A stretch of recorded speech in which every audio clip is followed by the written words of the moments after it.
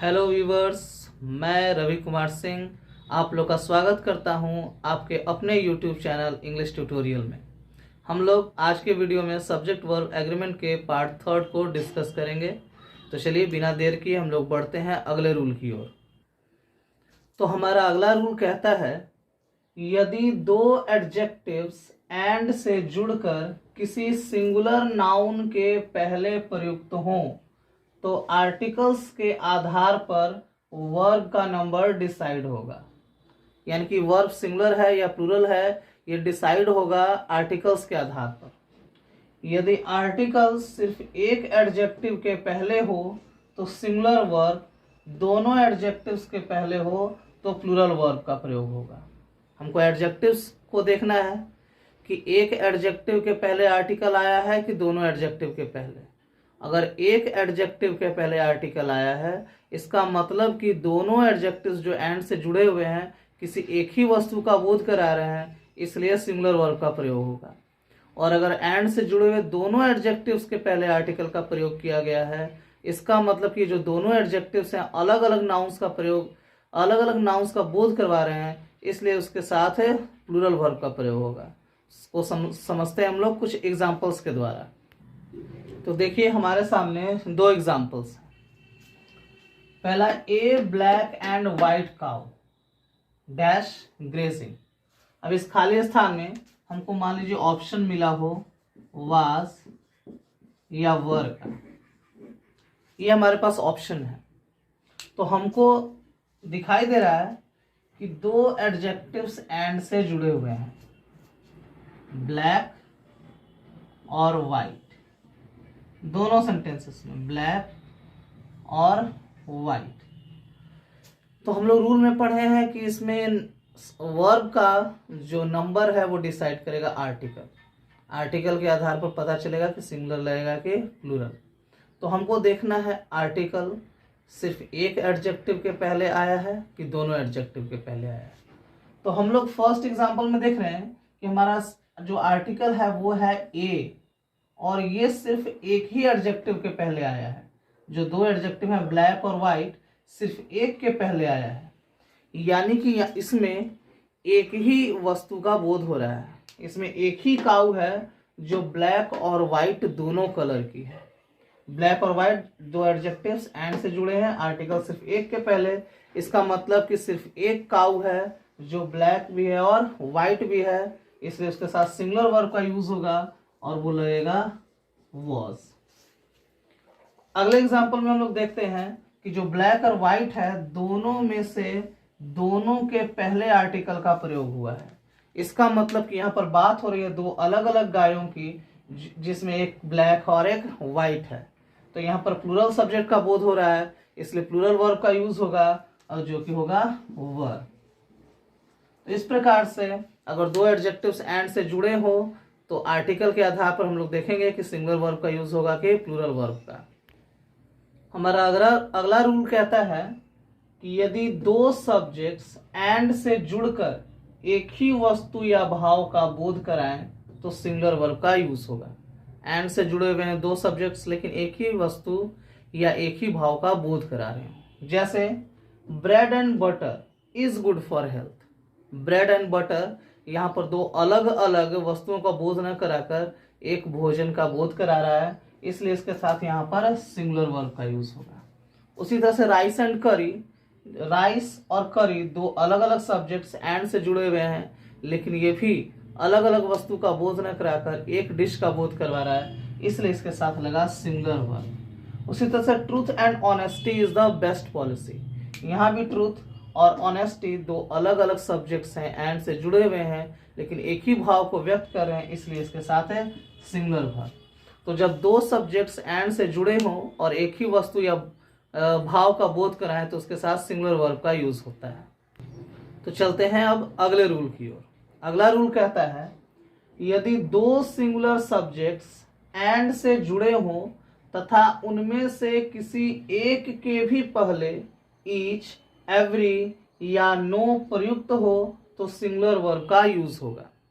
तो हमको देखना है कि अगर एंड से दो सिंगुलर नाउन्स जुड़े हैं, दो सिंगुलर सब्जेक्ट्स जुड़े हैं और किसी एक के भी पहले ईच एवरी या नो लगा हुआ है तो हम लोग सिंगुलर वर्ब का यूज करेंगे। जैसे कुछ एग्जांपल्स में देखें हम लोग, each boy and girl was given a prize. तो यहाँ पर आप देख रहे हैं कि बॉय और गर्ल दो सिंगुलर सब्जेक्ट्स हैं जो कि एंड से जुड़े हुए हैं, और उसमें से एक के पहले, बॉय के पहले लगा हुआ है ईच, तो यहाँ पर हम लोग सिंगुलर वर्ब का यूज करेंगे। तो वाज सिंगुलर वर्ब है। अगला example, each man and each women has equal right.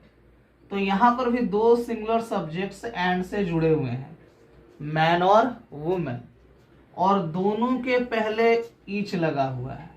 तो हम लोग रूल में पढ़े हैं कि अगर एक के पहले भी ईच एवरी या नो रहेगा तो सिंगुलर वर्ब का यूज होगा। इसमें दोनों के पहले है तो सिंगुलर वर्ब यूज हुआ हैज। उसी तरह से अगला example, every house and shop was searched. दो singular subjects house and shop and से जुड़े हुए हैं, उसके पहले लगा हुआ है एवरी, इसलिए यहां पर वर्ब लगा सिंगुलर। अगले एग्जांपल में, no teacher and student was present. दो सिंगुलर सब्जेक्ट्स टीचर और स्टूडेंट एंड से जुड़े हैं, उनके पहले लग गया नो, इसलिए जो हमारा वर्ब यूज हुआ वो सिंगुलर। तो अगर दो सिंगुलर सब्जेक्ट्स एंड से जुड़े हों और किसी एक के पहले भी ईच एवरी या नो आया हो तो उसके पहले सिंगुलर वर्ब का यूज होगा। अब रूल नंबर 7, हमारा रूल नंबर 7 कहता है each of, every of, either of, neither of तथा वन ऑफ के बाद प्लूरल नाउन परंतु सिंगुलर वर्ब का यूज होता है। यानी कि each of, either of, neither of, every of, one of के बाद जो आपका नाउन होगा वो तो प्लूरल होगा लेकिन वर्ब यूज होगा सिंगुलर। एग्जाम्पल से समझे हम लोग, ईच ऑफ द बॉयज, तो आप लोग देख रहे हैं कि बॉयज जो है वो प्लूरल है, लेकिन क्योंकि उसके पहले ईच ऑफ आया है इसलिए यहां पर वर्ब लगेगा singular. Every one of the thieves, thieves plural है लेकिन उसके पहले एवरी वन आया है इसलिए वर्ब लगेगा सिंगुलर।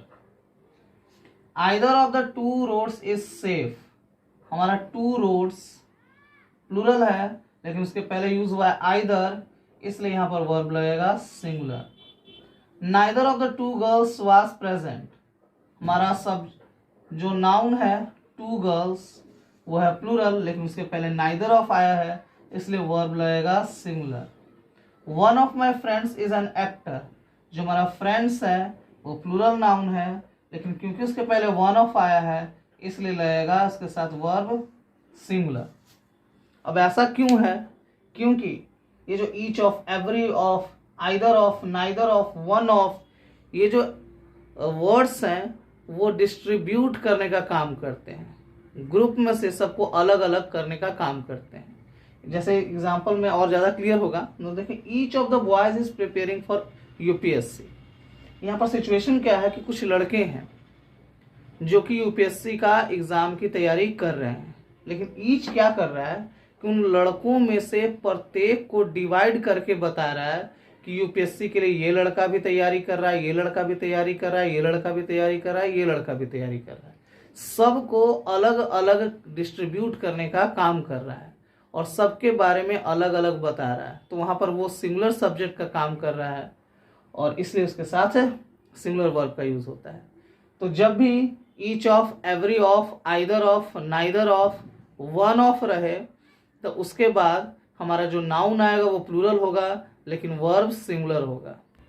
बढ़ते हैं अगले रूल की ओर। अगला रूल कहता है ईच, एवरी, आइदर तथा नाइदर के तुरंत बाद सिंगुलर नाउन का प्रयोग होता है तथा वर्ब भी सिंगुलर होता है। यानी कि ईच माफ कीजिएगा, ईच, एवरी, आइदर या नाइदर रहे तो उसके जो नाउन होगा वो सिंगुलर होगा और वर्ब भी सिंगुलर होगा। एग्जांपल समझे, each shirt is good, each के तुरंत बाद सिंगुलर नाउन और वर्ब भी singular. Every teacher was present, every के तुरंत बाद सिंगुलर नाउन और वर्ब भी singular. Either bank of the river has trees, तो आइदर के बाद बैंक सिंगुलर और वर्ब भी singular. Neither party is ready to surrender, neither के बाद जो नाउन आया पार्टी वो सिंगुलर और वर्ब भी सिंगुलर। तो इस प्रकार से ईच, एवरी, आइदर या नाइदर के बाद अगर नाउन यूज करना हो तो वो सिंगुलर होगा और इसलिए उसके साथ वर्ब भी सिंगुलर होगा। उम्मीद है आज के सारे रूल्स क्लियर हो गए होंगे, आपको अच्छी तरह से समझ में आ गया होगा। तो जल्दी से मेरे वीडियो को लाइक कर दें और अधिक से अधिक शेयर करें। अपने जो कमेंट्स करना चाहते हैं वो कमेंट करें और जो भी मेरे चैनल पर नए हैं वो सब्सक्राइब करें। धन्यवाद।